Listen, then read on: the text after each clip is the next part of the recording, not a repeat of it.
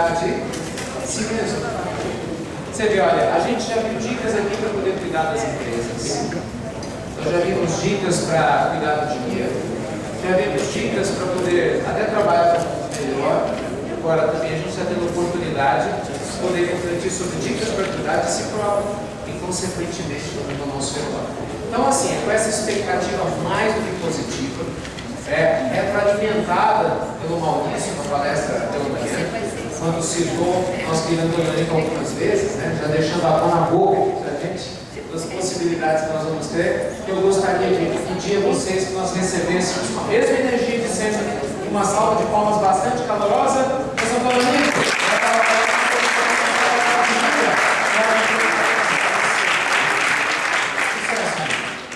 Obrigado pela presença de todos vocês. Quero agradecer ao Ricardo, o Jair, toda a organização do Congresso pelo convite. E vamos falar aqui um pouquinho então sobre gerenciamento de qualidade de vida, né? Vamos enquadrar aqui no que eu vou falar a respeito do que eu vou falar, porque as palestras que eu fui assistindo ao longo do dia só, ao mesmo tempo que me facilitaram, também dificultaram o meu processo. Eu tive que, ali no fundo, fazer uma flexibilidade e ir adaptando, porque eu vou aproveitar muito o que os colegas aqui falaram a respeito do que eu vou dizer aqui. Bom, eu vou apresentar um modelo de gestão de qualidade de vida.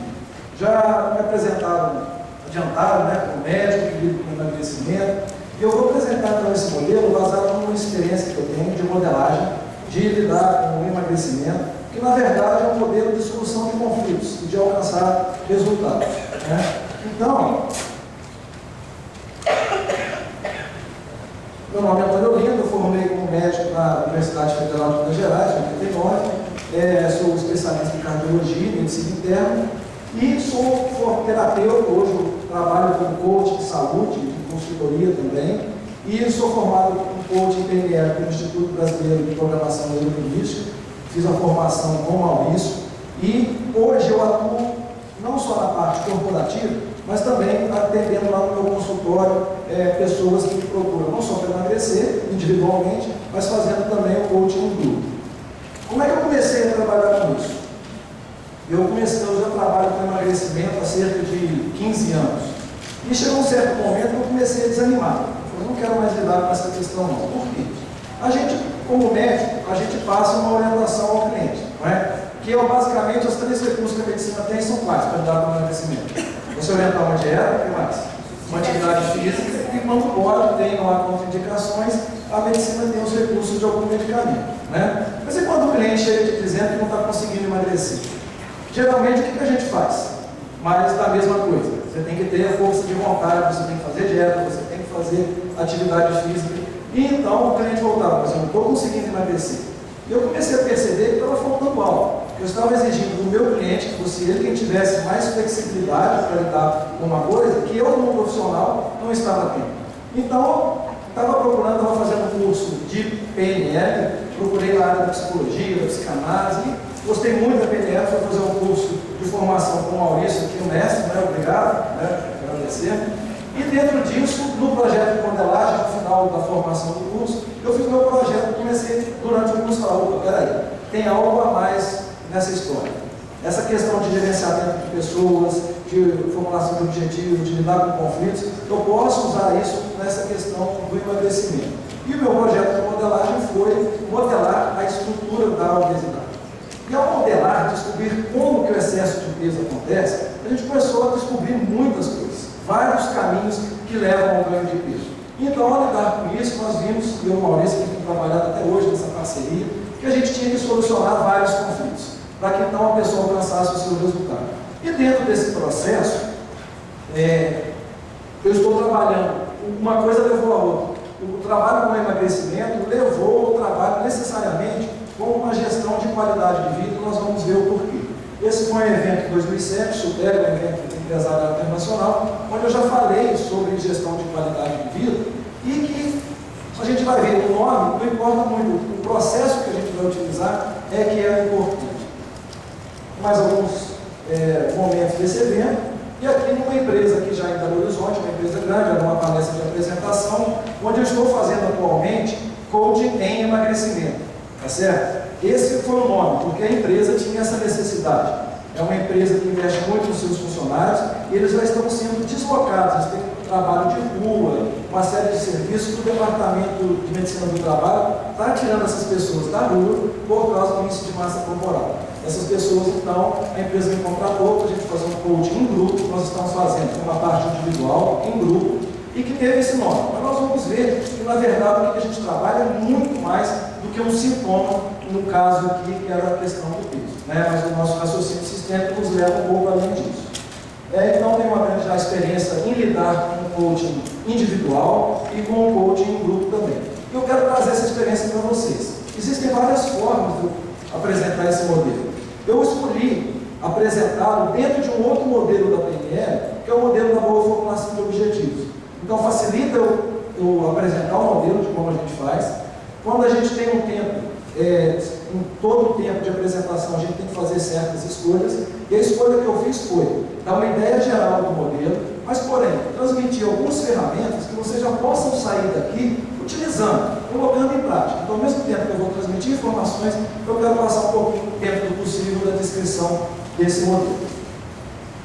Bom, então é isso que aconteceu no consultório. As pessoas chegavam buscando um emagrecimento, um resultado. Muitos conseguiram emagrecer com as orientações básicas, a nível do comportamento, mas as que voltavam dizendo não consigo, era a dificuldade. E qual é a perguntinha fundamental que a gente faz quando uma pessoa está dizendo que não consegue algo? O que impede? Então, exatamente essa foi a questão. O que impediu essas pessoas de alcançar o resultado que elas estavam querendo?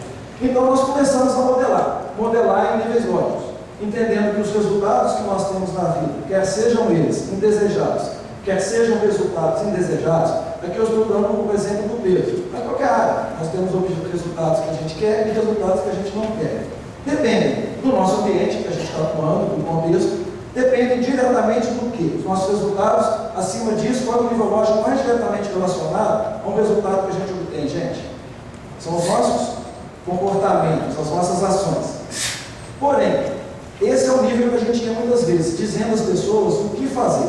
Porém, antes de nos comportarmos, o que acontece? Nós pensamos, e pensamos isso numa determinada ordem, numa determinada sequência.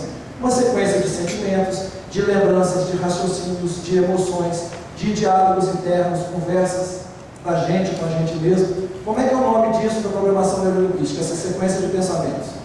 São as nossas estratégias mentais. Então, a gente foi entender quais são as estratégias mentais, vou dar alguns exemplos disso aí, que interferem nos nossos resultados.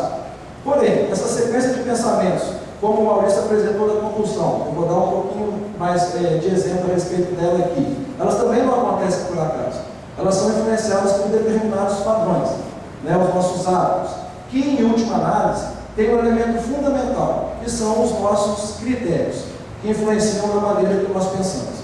Então, por exemplo, uma pessoa que está fazendo um plano, uma estratégia mental que se comporta de uma determinada forma para emagrecer, se ela tiver um critério de curto prazo, ela vai pensar de uma determinada forma, vai se comportar de um determinado modo, então vai ter um determinado resultado.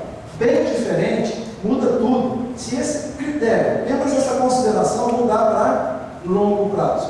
Todo o processo restante vai mudar por uma mudança de um critério. Então, muitas vezes nós tentamos mudar o comportamento, não conseguimos, porque o problema está na estratégia.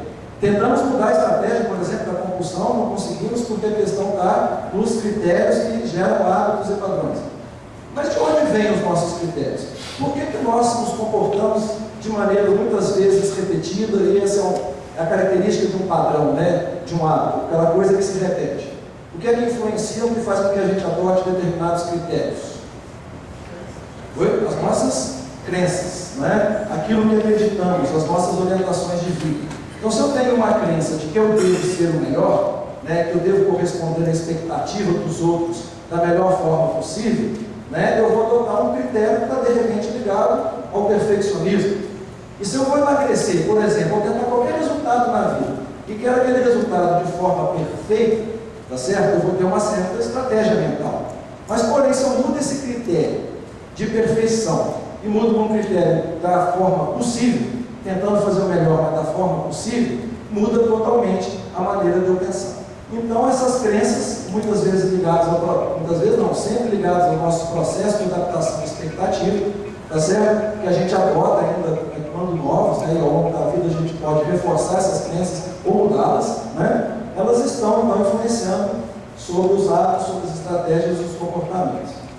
E então, interligado a isso, as nossas emoções. Por exemplo, se eu tento algo de uma forma muito perfeita, quando é que a gente consegue, gente, emagrecer? Quando é que o perfeccionista chega no consultório médico querendo emagrecer? Não importa se está 2, 5, 10, 20 ou 40 quilos a mais, quer emagrecer quanto disso? Tudo, né? Em quanto tempo? O mais rápido possível, para ontem de preferência, não é? E como isso não é possível, ele não vai ter os resultados desejados. E quando a gente tenta algo e não consegue, tenta e não consegue, tenta e não consegue, como é que a gente começa a se sentir? Culpado, frustrado, desanimado, ansioso, sentimento de incompetência. E quando a gente começa a se sentir assim, diante de determinada situação, desanimado, frustrado, incompetente, ansioso, desanimado, o que a gente tende a fazer com aquilo que a gente está fazendo? A gente tende a desistir. Então a gente começa a entender por que o perfeccionismo, por que certas crenças ligadas então ao nosso processo emocional nos levam a desistir, ou em outras situações, conforme a gente muda esses padrões, ao invés de me sentir ansioso, deprimido, triste, frustrado, eu me sentir motivado, confiante. E então, com isso, as minhas estratégias vão ser diferentes e os meus resultados vão ser diferentes. Para que eu quero passar essa ideia aqui? Porque ao lidar dentro do nosso modelo, dentro do nosso método, nós modelamos, nós procuramos entender o que está acontecendo. E em cima disso, nós desenvolvemos estratégias para lidar com aquilo que a gente entendeu da solução. Então, o nível comportamental acaba sendo muitas vezes ineficaz. Por quê? A gente tem que lidar com um nível mais alto, que é o nível linguístico das crenças, e quando a gente consegue mudanças aí, as mudanças nos outros níveis lógicos abaixo, elas acontecem por repercussão. A gente muitas vezes não tem nem o que fazer, às vezes apenas um ajuste ou outro em um determinado nível. Então, em cima disso, falaram que eu ia falar sobre emagrecimento, sobre dieta, sobre compulsão. Na verdade, eu vou falar aqui sobre o quê? Sobre vida, sobre resultado, de como nós alcançamos resultado. Então, é coaching em emagrecimento, coaching de qualidade de vida, estratégia de gestão de qualidade de vida, coaching em saúde, coaching de vida, ou coaching o quê? Depende. Eu entendo o coaching como algo direcionado a um resultado. Essa é a lógica da PNL. Nós, ao formularmos objetivos, nós sempre vamos atuar em direção ao resultado. Então, o nome aqui não importa muito. Eu comecei a fazer esse coaching da empresa como coaching em emagrecimento, obviamente, né? Era o objetivo principal deles. Mas ao longo do processo, a própria empresa e as pessoas participando foram entendendo que a gente estava fazendo muito além disso, que era um coaching de vida, em que emagrecer era apenas uma das coisas que as pessoas precisavam mudar. E muitas vezes era consequência de uma série de fatores da vida da pessoa, né? Então, em cima disso, a nossa orientação é totalmente voltada a resultados. Uma pergunta fundamental em PNL: qual é o resultado que você está buscando? Em cima disso, é super importante a gente entender como é que as coisas estão na nossa vida. E dentro disso, o Pilar já me adiantou aí uma boa parte do que eu iria fazer. Está vendo essa roda da vida que vocês receberam aí, com outro nome, Pilar? Eu queria que vocês aproveitassem, se me permitisse, utilizar essa ferramenta, tá, Guilherme? Obrigado. Eu queria que vocês preenchessem, tá certo, gente? Essa ferramenta aqui, ó. Vocês estão todos com caneta e papel na mão. Estão vendo que ela é dividida em algumas áreas, né? Tem até os nomes que o Pilar colocou ali. Eu uso uma roda da vida com algumas áreas com nomes diferentes. São áreas que eu procuro avaliar no dia a dia, dependendo do objetivo que eu vou trabalhar. Eu quero que vocês preencham da seguinte maneira. Em cada uma das áreas, vocês vão avaliar o grau de satisfação que vocês estão hoje. E vão dar uma nota, de 0 a 10. Vocês vão fazer um cortinho, tá certo? E vai pôr uma nota ali na frente. Então, algumas áreas podem estar 2, outras podem estar 6, pode estar 8. Faça essa avaliação por gentileza. E eu queria que no número 8, que ele deixou aí em aberto, como um projeto especial, que vocês fizessem a avaliação da sua saúde com o seu peso, por exemplo. Aí eu uso, tem uma avaliação, um pedaço desse da roda da vida para avaliar o peso. Faça essa avaliação, preencha e depois tem uma colorida assim no meio, só para poder dar uma noção visual melhor na roda da vida aí. O satisfação atual em cada uma dessas áreas. No centro do círculo é 0 de satisfação. Na borda do círculo é 10. De 0 a 10 tem uma nota.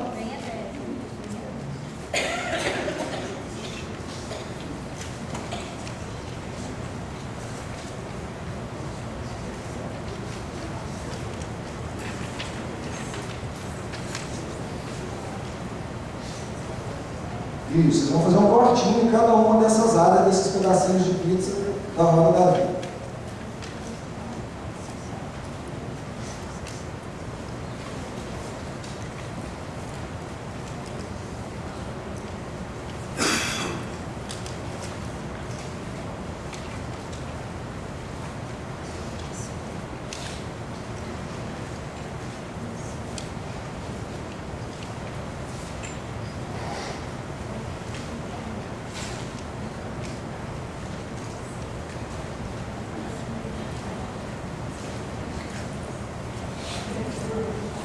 Isso, o próximo cortinho, depois tem uma colorida aí no meio para vocês visualizarem em termos gráficos o grau de satisfação de vocês em cada uma dessas áreas.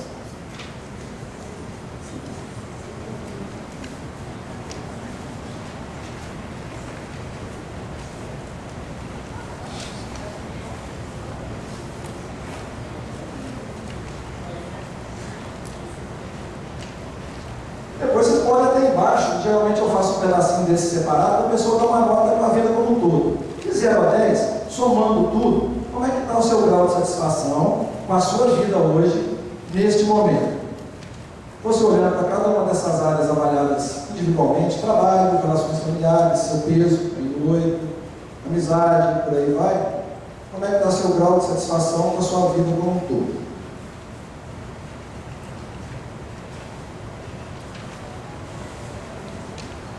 Uns ixi aí.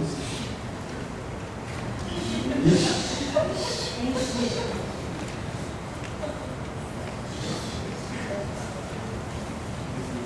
Ok. Você me empresta para o professor, cara? Para mexer essa coisa no exemplo?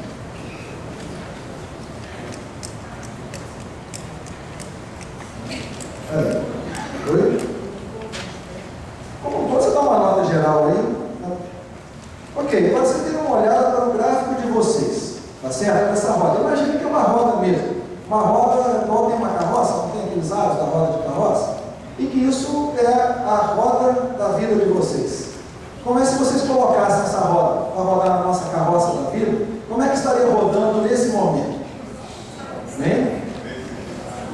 Alguns solavancos, alguns mais equilibrados, ok? Então, nesse momento, essa é uma ferramenta muito importante para a gente avaliar o grau de satisfação atual. E eu vou mostrar no final como é que eu uso essa ferramenta para poder dar um feedback para a empresa do resultado que a gente está tendo de um processo de gerenciamento de qualidade de vida. Porque uma coisa que as empresas precisam é ter um feedback do resultado que elas estão tendo com, né, o trabalho que a gente está fazendo. E vou mostrar então como é que eu utilizo isso ao final.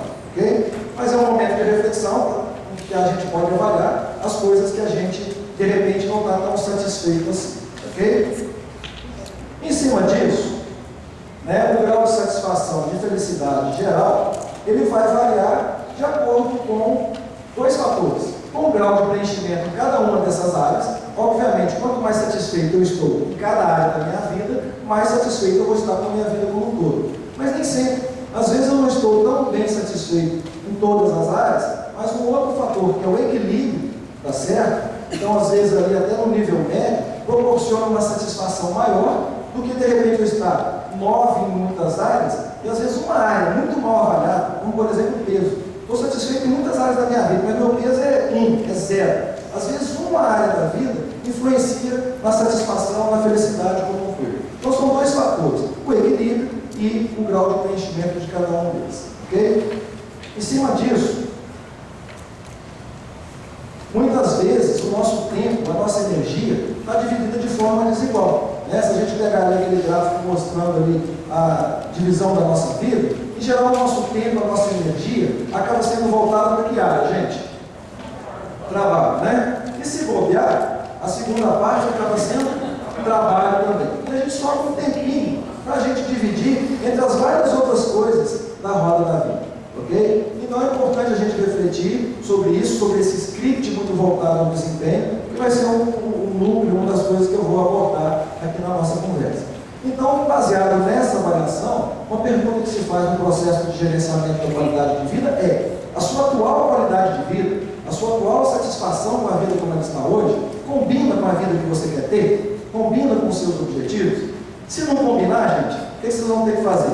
Querendo ou não? Vão ter que mudar, vão ter que fazer ajustes e entrar em direção ao resultado que vocês estão querendo. Isso pressupõe, então, a roda da vida muitas vezes mostra aquilo que a gente não quer. Mas a gente vai então fazer mudança, pressupõe a gente saber o quê? Qual é o resultado que eu estou querendo? Qual é a qualidade de vida que eu estou buscando? Ok? E dentro disso, a PNL tem uma ferramenta muito poderosa, que é básica da PNL, que é a boa formulação de objetivos. Eu vou mostrar a boa formulação de objetivos aplicada. Não vou ensinar o que é essa ferramenta. Eu vou mostrar já de uma forma aplicada, mas passando noções de como ela funciona. Aqui quem tem, só para me ter uma ideia, formação em PNL, quer seja de practitioner, master ou trainer, só para me ter uma ideia. Então estou falando com uma palestra, com uma plateia, né, que tem um conhecimento que eu vou estar abordando. Né? De coaching, alguém que não seja da área da PNL, mas especificamente em coaching. Em geral pode estar ok. Então já tem uma ideia. Então, em cima disso, a boa formulação de objetivos, eu trabalho muito para evidenciar conflitos e para resolver conflitos. Então vamos ver quais são os conflitos que acontecem quando e podem aparecer dentro de uma formulação de objetivos. Em geral, a gente vai ter a resposta da pessoa. O que a impede de alcançar os resultados? Já quando a gente tenta fazer uma boa formulação de objetivos. São alguns critérios que devem ser preenchidos. E quando eles não acontecem, o nosso resultado fica muito mais difícil de ser alcançado. Preencher esses critérios não garante que o resultado será alcançado. Aumenta muito a chance. Mas o contrário quase que eu posso garantir. Quanto mais desses critérios, que são 5, não estão acontecendo, vai ser muito difícil da gente alcançar o resultado. Ou quando alcança, vai ser às custas de muito conflito, muito desgaste, que você pode chegar ao final da jornada até achando que nem valeu tanto a pena assim. O primeiro critério diz que um objetivo, para ser mais alcançável, ele deve ser definido por afirmativas. Caso contrário, você tem mais dificuldade de alcançar. O contrário seria o quê, gente? Objetivos definidos por negativas, tá certo? Então, eu estou dizendo que objetivos definidos por negativas geram conflitos e dificultam alcançar. Então, é a história do não, ok? Então, igual o Maurício já mostrou hoje, quem me dá um exemplo de um objetivo formulado por negativas? Eu não quero engordar, o que mais? Não quero fumar, ok? Eu quero perder peso, é um objetivo por afirmativo ou negativo, gente? Negativo, né? Então, quando eu quero perder, parar de, evitar, qualquer uma dessas coisas, são objetivos formulados por negativos. Bom, mas você pode falar, mas o que tem? Eu não quero mesmo. Qual é o problema eu formular um objetivo por negativo? Em algumas situações não tem problema, mas quando isso acontece de forma cíclica, principalmente turbinado por um sentimento que nós vamos ver qual é, aí a coisa pode dar problema. Vamos pegar o exemplo do emagrecimento, mas pode ser qualquer caso de objetivo não alcançado. Então, a pessoa que quer emagrecer não está conseguindo, ok?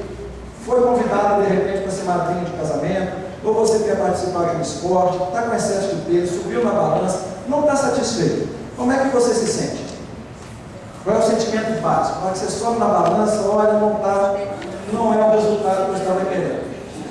Sente culpa, ok? Sente um mal-estar, né? Em cima desse sentimento de culpa, por causa de estar com excesso de peso, você fala para você mesmo que vai fazer uma dieta, você vai emagrecer. O que você começa a dizer para si mesmo a respeito da alimentação? Né? Não vou comer, vou evitar, vou parar de comer. Então é um diálogo interno por negativo, o que não deixa de ser um objetivo formulado por negativos. Você está dizendo aquilo que você não quer.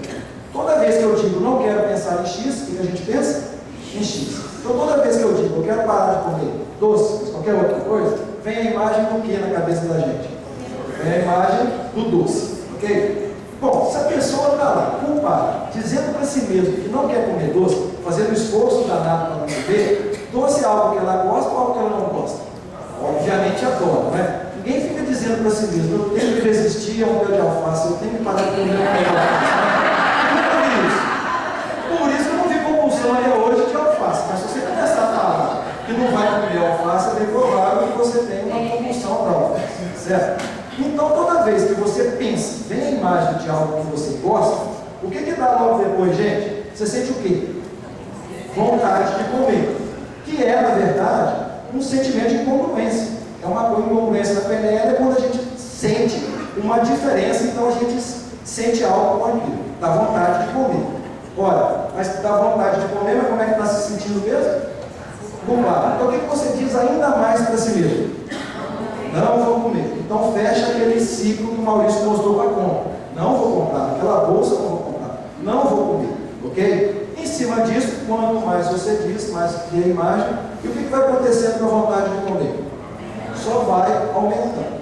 Ok? Então a pessoa chega de manhã, toma um leitinho desnatado, 2 biscoitos creme cracker, né? Que é mais uma frutinha. Na hora do intervalo, meio copo de leite desnatado. Na hora do almoço, 2 colheres de arroz integral, 2 de feijão, um bifinho de frango grelhado, uns legumes, alface, à vontade, não é? À tarde, mais um leitinho desnatado, um suco, e à noite, esbalde-se, repetindo o almoço com um lanchinho leve. E à noite, toma um suco, meia fruta ou alguma coisa assim, não é? Quanto tempo que a pessoa aguenta isso, gente? É só questão de tempo. Olha só, dizendo para si mesmo que não vai comer, e parando de comer de uma hora para outra, não só a vontade de comer vai aumentando, mas ela sente o quê? Fome, não é? Para de comer de repente, porque a pessoa consegue fazer isso durante um tempo. Ela para de comer. E aí então chega um tempo que a vontade de comer e a fome fatalmente vai superar a força de vontade, que está fazendo a pessoa dizer que ela vai evitar, que ela vai cortar. Nesse momento ela vai comer, mas só que come como? Compulsivamente. Muito mais do que seria suficiente para matar a fome e a vontade de comer. Por isso que na estratégia, quando a gente modela, a gente começa a entender que uma coisa é uma coisa e obviamente outra coisa é outra coisa. Tem vontade de comer e tem fome na estratégia. Por isso que a pessoa fala, não sei se eu estou com vontade ou se eu estou com fome. Tem as duas coisas. A gente pode comer por vontade, você está com fome, pode comer com fome mesmo, você está com vontade de comer alguma coisa. Aqui as duas coisas. É como se a pessoa criasse ou tecesse a corda que vai lhe enforcar ali na frente. Tá certo? É uma estratégia que leva a um resultado contrário do que a pessoa está querendo. E como leva a um resultado contrário, acaba de comer compulsivamente, como é que se sente? Culpado. Então volta tudo do começo. Ah, que arrependimento. Por que eu fiz isso? Segunda-feira eu começo de novo. E é por isso que, por exemplo, uma situação como a obesidade tem resultados cíclicos. Uma hora a pessoa está cortando a comida e morrendo de fome, outra hora está comendo compulsivamente. Isso na prática se reflete com ganhos, perdas de peso, ganhos e perdas de peso. Isso, como é que é o nome disso, gente? O efeito sanfona. Mostrando então que essa estratégia é cíclica e leva cada vez mais à culpa e a pessoa então acaba desistindo muitas vezes. Então, compulsão não tem nada a ver com força de vontade. Eu diria até que tem sim. É o excesso de força de vontade de ir por um caminho que está levando um resultado indesejado, que acaba virando até não uma teimosia, mas acaba levando a pessoa a cair nessa armadilha, que então acaba fazendo essa desistência. Porque cedo essa vontade vai superar a força de vontade. Agora, falar que quanto mais força de vontade, mais compulsão. Mais compulsão. Obrigado, Maurício. Essa é a ideia. Quanto mais rigoroso eu sou, tenho força de vontade para parar de comer, mais vontade dá. É por isso que as pessoas dizem, se eu começar uma dieta, não sei o que acontece, eu como muito mais. É por causa desse processo, dizendo que não vai comer. O Maurício já falou sobre compulsão, não vou entrar nesses detalhes, mas mostrando também esse outro lado da estratégia mental, como um objetivo formulado por negativos. Começa por aí, eu dizendo algo que eu não quero fazer. Então, uma das perguntas é, a qualidade de vida que você está querendo, levando agora para outros, os contextos gerais, o resultado que você está buscando na sua vida, você está definindo por aquilo que você não quer? Você está dizendo para si mesmo algo que você não quer? Ou você está dizendo por afirmativo? Então é muito melhor para a nossa mente que a gente formule os nossos objetivos por afirmativos. Porque qual é o conflito que acontece aí? É um conflito entre a minha mente consciente, que está dizendo algo que eu não quero, e a minha mente consciente, inconsciente, que cria exatamente a imagem daquilo que eu estou dizendo que eu não quero. Então fica as duas imagens em oposição. Por isso que a incongruência é grande e acaba levando um resultado indesejado. Então, pode ser um bom ponto de partida, você saber o que você não quer, mas não basta. Você tem que definir aonde que você quer chegar, qual é o resultado. Okay? Bom, em cima disso, da qualidade de vida, o primeiro passo, a gente definir exatamente qual é o resultado que a pessoa está querendo por afirmativa, quer seja individualmente, quer seja em grupo. Segundo critério, gente, da boa formulação de objetivos, diz que para um objetivo ser mais alcançado, ele tem que ser assim, ó, definido em termos, bem definido em termos de percepção, bem mensurável. Caso contrário, gera conflito. O que é o contrário disso, gente? De um objetivo bem mensurável, bem definido em termos de percepção. São objetivos vagos, ok? Então estou dizendo que objetivos vagos geram conflitos. Né? Quem dá um exemplo de um objetivo vago? Quero emagrecer. Um tipo de objetivo vago. Quero ganhar mais dinheiro. Quero ser feliz. Quero ter qualidade de vida.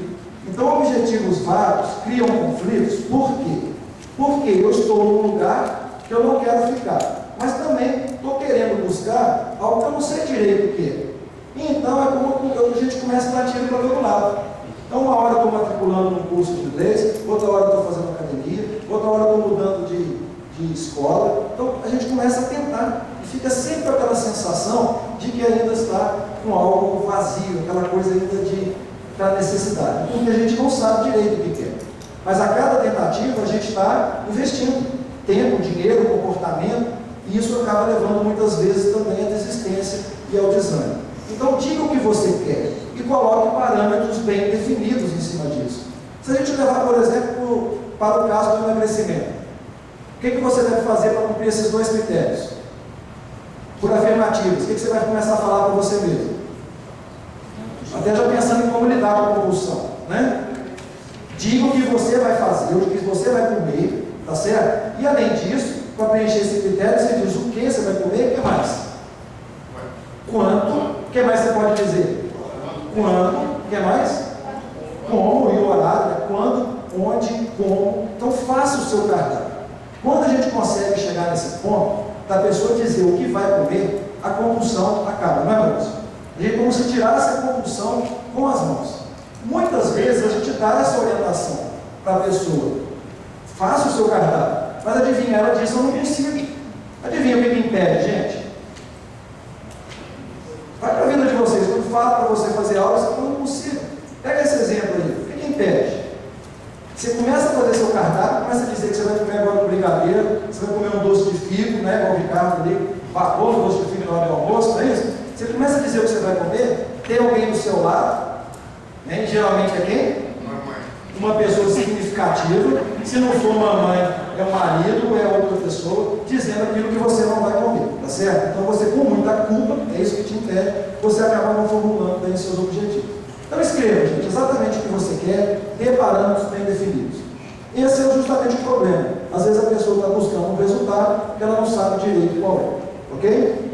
Terceiro critério diz que para a gente alcançar um objetivo mais facilmente, esse objetivo deve estar sob o controle de quem formulou. Caso contrário, você tem mais problemas. O que seria o contrário disso, gente? De um objetivo estar sob o seu controle? É quando ou está sob o controle de outros, outras pessoas estão formulando objetivos para a gente, ou a gente está formulando objetivos para os outros, ok? Então é muito frequente isso, gerente formulando objetivo para a sua equipe, pais formulando objetivos para filhos. E então, como o Maurício disse, quando a pessoa vem nos procurando, formulando objetivo para outras pessoas, uma coisa a gente tem certeza, que essas pessoas estão em conflitos, e estão em conflitos de objetivos. O que um quer não está batendo muito bem com o que o outro quer. Senão estava procurando ajuda profissional para que, por exemplo, meu marido pare de beber, para que meu filho passe no vestibular, minha filha emagreça e por aí vai. Né? Então, veja até que ponto a qualidade de vida que você quer, o seu objetivo está sob o seu controle. Ou você está naquela, né, formulando objetivos para o outro. Quando o governo fizer tal coisa, quando a minha empresa tomar tal atitude, quando acontecer tal situação na minha vida, eu vou ter a qualidade de vida, a felicidade que eu busco. Então a gente tende a ficar só adiando essa felicidade, né? ou então você está seguindo um script de vida que os outros formularam para você. Então, reflita, até que ponto o seu objetivo está sob seu controle, tá certo? O que você pode iniciar e manter esse seu processo. Bom, até aqui nós já definimos que para o objetivo ser mais alcançável, ele deve estar por afirmativa, estar sob seu controle e ser bem mensurado. Agora eu já sei o que eu não quero, se eu fiz a avaliação da rota da vida, e sei exatamente onde eu quero chegar. Coloquei parâmetros, defini por afirmativo e sei que está sob meu controle. Ainda falta responder uma perguntinha aí, que é qual? Sei onde eu estou, sei onde eu quero chegar. Falta responder? Como? Como é que eu vou fazer para chegar lá? Então, nesse momento, o próximo critério diz que para você, o objetivo ser mais alcançável, você deve defini-lo passo a passo, dividi-los em partes menores.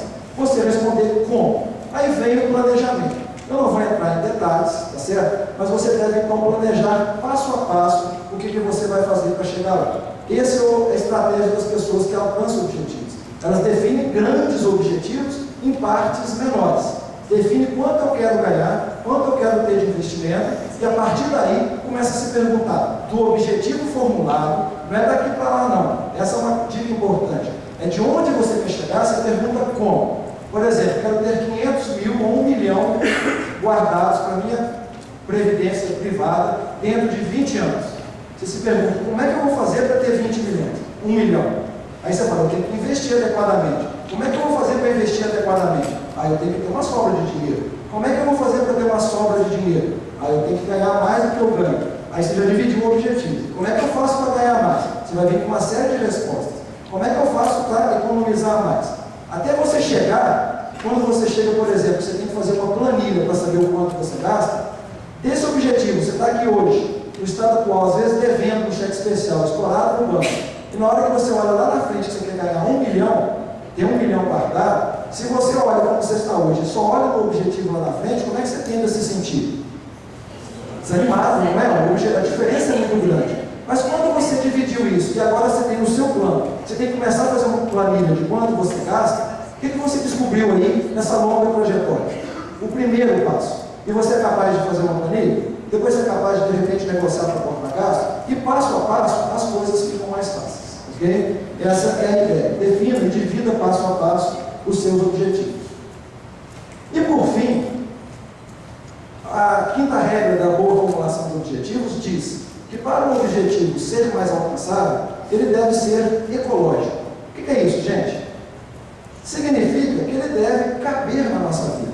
E vem desse princípio mesmo da ecologia lá que a gente estudou, que um sistema é composto por vários outros subsistemas, e quando a gente faz qualquer alteração em um desses subsistemas, o que acontece com tudo? Muda, tem que se adaptar. E isso na formulação de objetivos raciocina da seguinte forma: você está aqui hoje, onde você está, e você já definiu onde você quer chegar, que é bem diferente de onde você está hoje. E você tem que definir, obviamente, as ações que você vai fazer para chegar lá. Mas quando a gente tem um objetivo, gente, significa que aquilo já faz parte da nossa vida ou não faz? Não faz, né? Senão não seria um objetivo, ele já seria parte do estado atual. Então, toda vez que a gente tem um objetivo e vai fazer tudo aquilo que a gente precisa fazer para alcançar, existe uma boa chance desse objetivo novo que entrou na nossa vida entrar em conflito com o quê? Com a nossa vida como ela está hoje. Então, meu tempo para emagrecer vai agora disputar com o meu tempo de trabalho. Meu tempo para relacionamento vai disputar com o tempo para descansar. E eu vou ter que ter estratégias para lidar com esse conflito. Não só entra em conflito com meus próprios objetivos, mas pode entrar em conflito com o objetivo de quem? Das outras pessoas. Então, a gente também tem que ter estratégias para lidar com os objetivos dos outros e com os conflitos que surgem quando a gente faz mudanças importantes na vida da gente. Ok? Em cima disso, toda vez que a gente for encaixar qualquer objetivo, ele vai entrar em conflito com alguma dessas áreas. Se você quer melhorar a sua saúde, de onde você vai tirar seu tempo? Se você quer evoluir no trabalho, de onde você vai tirar seu tempo? A gente vai ter que fazer ajustes. E muitas vezes é onde a gente impera na formulação de objetivos, são nessas negociações que a gente tem que fazer com a gente e com outras pessoas muitas vezes. Além disso, de formular objetivos, eu costumo dizer que para a gente trabalhar uma mudança, a gente tem que lidar com 2 diagramas. Um deles é esse aqui, ó, o do perfeccionismo. perfeccionismo, do critério perfeccionistas, objetivos perfeccionistas, metas muito difíceis de serem alcançadas, né? Que fazem com que a gente sempre queira mais, o peso perfeito, tudo do melhor, né? Tudo perfeito nos mínimos detalhes, e isso então é muito ligado ao sentimento de culpa, que faz com que a gente então, não conseguindo alcançar esses resultados, mas buscando-os por culpa, muitas vezes, se eu não tento fazer nada perfeito, eu me sinto impotente, ansioso, angustiado, né? Então a gente tem que lidar com o perfeccionismo. Com outro diabinho, e não sei se isso acontece com vocês ou só com os outros, e é mais ou menos isso aqui, ó. Tem gente que diz que não consegue dizer não. Acontece isso, gente? Conhece? Aquela história de ter que agradar, ter que corresponder às expectativas dos outros com perfeição. Então, muitas vezes, a gente tem problema com isso. Por quê? A gente não é capaz de colocar limites.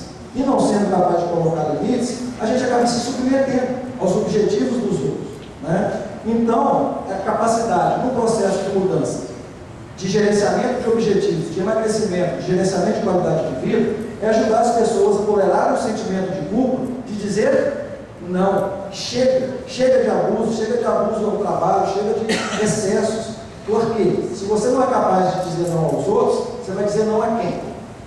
Muitas vezes a você mesmo. Então é uma capacidade importante a gente aprender, tá certo? De dizer não e colocar limites. Então quando a gente lida com esses dois diabinhos juntos, a perfeição e querer corresponder às expectativas dos outros, tá certo? Se a gente não lidar com isso, muitas vezes, por causa do sentimento de culpa, a gente acaba achando que a gente é super-homem, super-poderoso e que dá conta de tudo. E começa então a assumir cada vez mais coisas, quer seja no trabalho, quer seja nos relacionamentos, na vida pessoal, e de repente se pega carregando o mundo nas costas, como se fôssemos, né? Não sei se já sentiram isso, né? Eu sinto toda hora essa coisa de estar sendo um verdadeiro burro de carga, carregando o mundo nas costas e tendo que parar para refletir sobre o meu próprio processo de mudança. Então, scripts, roteiros de vida, muito voltados para o perfeccionismo, muito voltados para essa questão do desempenho, desempenhar a todo custo, acaba levando também, muitas vezes, ao resultado contrário, ao esgotamento, ao estresse e à depressão. Então, em cima disso, vou mostrar um modelinho que a gente usa, eu uso lá no nosso instituto, o Maurício usa no instituto dele, nós aprendemos esse modelo com eles lá, e então, sobre como caminhamos dentro desse modelo para o estresse e para a depressão. Para isso, eu queria conceituar, porque tem várias maneiras de conceituar alguma coisa. Trabalho, descanso e lazer. O que é trabalho, gente? Qual é a diferença de trabalho e lazer? Me ajuda aí. Obviamente tem várias maneiras de conceituar. Vamos pegar uma útil ali para nós. O que é trabalho e o que é lazer? Pelo menos a diferença dos dois. Quem me ajuda aí? Trabalho é obrigação, lazer é devoção. Vamos com eles. Quem me ajuda aí? Vou ver isso aí. Hã? Trabalho você faz pelo dinheiro, lazer você faz? Entendi. Tem gente que não trabalha sem ganhar nada, não, gente? Então, essa questão do financeiro às vezes não ajuda muito, não. O que mais? Tem gente que fala que se diverte trabalhando também, não é? Conhece gente assim? Gosto tanto do meu trabalho, é uma diversão ser assim, não é? Verdadeiro prazer. Hã? Trabalho é responsabilidade. Às vezes eu não trabalho sem responsabilidade, pode ter trabalho sem responsabilidade, ou você não está tão responsável do seu trabalho. Bom, então vamos pôr critério nessa história. Dentro do nosso modelo, em termos de utilidade, trabalho para nós são aquelas coisas que nós fazemos por obrigação e por necessidade. E que gasta energia. Gasta energia trabalhar? Gasta, ok? Então, e lazer, gente? Seria então aquelas coisas que nós fazemos por puro prazer. E gasta energia pelo lazer? Gasta. Então, por exemplo, surgiu aí um feriado, ok? E você quer viajar, nós mineiros aqui não temos praia, né? Temos lá para o Espírito Santo. Então, como é que é a viagem nossa? Tem 4 dias de feriado, não é? Já começa a planejar uma semana antes. Já começa o trabalho por aí. Aí tem que pegar a BR-381, fala assim, aí eu tenho que chegar lá pelas 3 da manhã para ver se eu pego sem congestionamento. Você chega lá às 2 da manhã, já está 10 km de congestionamento. Chega no Espírito Santo, é fila para tudo, não é? Correria para isso, para aquele restaurante. Quando você volta, aquele estresse da volta, ok? Como é que você chega aqui em termos de cansaço? Rebentado. Mas como é que você chega em termos de, se você for realmente para o lazer, para se divertir, como é que você chega em termos de processo mental? Né? Bem relaxado, fiquei mais cansado. E então, o que seria o descanso, gente? São aquelas coisas que nós fazemos ou deixamos de fazer para recuperar as energias que nós gastamos trabalhando e se divertindo. Ok? Dentro disso, como é que acontece essa dinâmica quando o nosso script de vida, os nossos objetivos, estão muito voltados só para desempenho? Acontece algo mais ou menos desse tipo. Eu só penso no trabalho, só penso em desempenho, tá certo? Então, quando você chega para dormir à noite, põe a cabeça na cama, o que você pensa? Você que tem um script de vida que só fala em trabalho. Você só pensa em trabalho. Você começa a dizer tudo aquilo que você não fez durante o dia, que você tem que fazer amanhã. Então, como é que fica a qualidade do seu sono? Você que pensa em desempenho o tempo todo, diminui, não é? Ao longo do tempo, tendo um sono de pior qualidade, o que tende a acontecer com o seu desempenho no trabalho, que você mais valoriza na vida, tende a cair. Se você já estava preocupado antes, agora que o seu desempenho está caindo, como é que você fica na hora que você vai dormir? Mais preocupado, com o seu sono, pior. A longo prazo, seu desempenho cai, tá certo? Bom, se o seu desempenho já está caindo, o que você faz com os seus raros momentos de lazer? Fora. Então você não se diverte. A longo prazo, o que isso faz no seu desempenho? Leva uma queda. Quanto mais cai o seu desempenho, mais você diminui o lazer. Como você já está cansado, tá certo? Seu sono está de má qualidade, quando surge um tempinho para se divertir, o que você fala? Estou cansado, não vou me divertir. Então, por causa do cansaço, você diminui o lazer, que diminui o desempenho. E essas rodinhas aí vão rodando como se fossem verdadeiras polias, rodando cada vez mais rápido, em que você tende a ter um sono cada vez pior, ter um lazer de pior qualidade e o seu desempenho no trabalho cair cada vez mais, certo? Então, as empresas já têm percebido que gerir qualidade de vida tem uma consequência direta no desempenho. Então, muitas empresas falam muito em programas de qualidade de vida, mas poucas têm realmente colocado isso em prática. Uma das coisas que dificulta uma empresa colocar um plano de gestão de qualidade de vida em prática é porque qualidade de vida é um objetivo muito vago. Então, é muito fácil você querer fazer um plano bacana de qualidade de vida, fazer uma palestra super interessante, mas na hora, como é que você leva isso e transforma em resultado? Você tem dificuldades. Por isso que eu quis enquadrar dentro de um processo de boa formulação de objetivos. Se você não formular isso bem, o que é que você está buscando de resultado, você não consegue levar adiante um processo de qualidade de vida numa empresa e até em pessoas, tá certo? Então é uma questão de qualidade e de diferencial competitivo. Em cima disso, tem várias consequências, e o que eu diria que o problema para lidar com o estresse não é ter a ilusão de que o estresse vai acabar. Isso não é possível. Quem tem problema com o estresse é aquela pessoa que perdeu a capacidade de descansar e ter lazer. Então, se eu tenho estresse, o que é normal, mas eu descanso e me divirto, ok? A gente lida muito bem com o estresse. Senão, a gente vai acabar no esgotamento e na depressão física ou mental. Em cima disso, no processo de gestão de qualidade de vida, uma inovação acontece quando 3 fatores acontecem. Quando a gente faz algo melhor, o que mais? Quando uma inovação surge? Melhor, mais rápido ou mais barato? Ou as 3 coisas juntas de preferência, ok? Em cima disso, como é que você apresenta isso para uma empresa? Que você está tendo um resultado melhor, mais rápido, mais barato. Como é que você deu um salto na inovação? Quando você mensura antes, aplica a mudança e mensura depois, tá certo? E como é que você mensura algo tão vago como qualidade de vida? Dentro de uma empresa que tem várias pessoas, cada um com um objetivo diferente. Entendeu aí já o conflito que começa a acontecer? Pessoas da equipe têm objetivos diferentes, a empresa formulando objetivos para a sua equipe e por aí vai. Como é que você mensura isso antes? Uma boa ferramenta é essa da roda da vida. Então eu aplico a ferramenta para ser um processo gerenciado, tangível, que se você não colocar parâmetros bem definidos, você não consegue vender, porque você não consegue apresentar o seu resultado para a empresa, e você nem sabe o resultado que você está tendo. É isso então que você conduz um processo de gerenciado com visão de resultados. Então aqui mostrando algumas rodas da vida que já são resultados desse coaching que eu estou fazendo na empresa. Olha só, eu mando a pessoa colocar data, assinar, e quando eu faço uma roda da vida lá pela 5ª ou 6ª sessão do processo de qualidade de vida, a gente tem coisas desse jeito, né? Então olha só como estava capenhando essa roda da vida aqui, e agora como ela melhorou, o grau de satisfação em várias áreas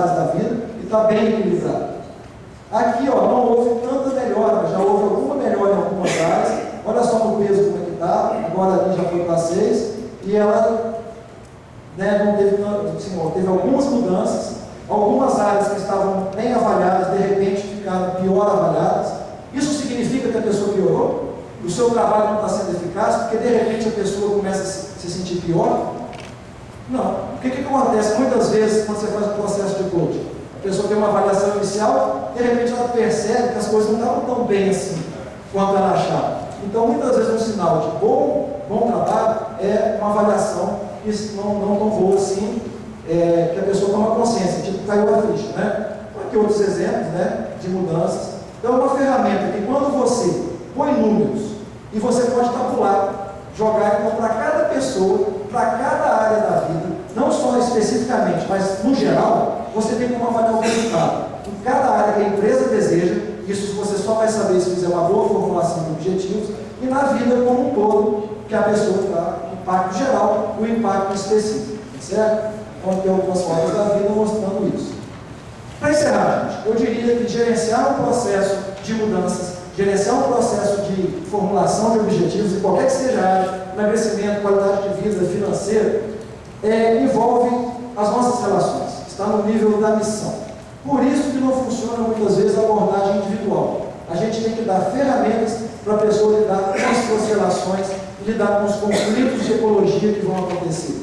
Por isso que muitas vezes um objetivo que parece simples, não é tão simples assim. A qualidade de vida, beleza, não é não. Você vai ter que fazer mudanças, vai ter que ser capaz de dizer não, vai ter que ser capaz de enfrentar muitas objeções, muitas vezes para alcançar o resultado que você quer. Até para saber, ter coragem de pensar o que você quer, muitas vezes você vai ter que tolerar a culpa de entrar em conflito com o que os outros estão querendo para você. Okay? Então, uma ferramenta de lidar com relações é super importante. Em linhas gerais, a gente modela o problema, o método que a gente usa, entende a estrutura em termos de níveis lógicos, estratégias, padrões, crenças, comportamentos, faz um mapeamento emocional, faz uma boa formulação de objetivos inicial. Nesse momento, a pessoa vai ter muito não consigo, muito eu não sei o que eu quero. E isso não é problema. O esperado é que a pessoa não consiga fazer uma boa formulação de objetivos logo de cara. Isso mostra muitas vezes exatamente o que você precisa trabalhar. Os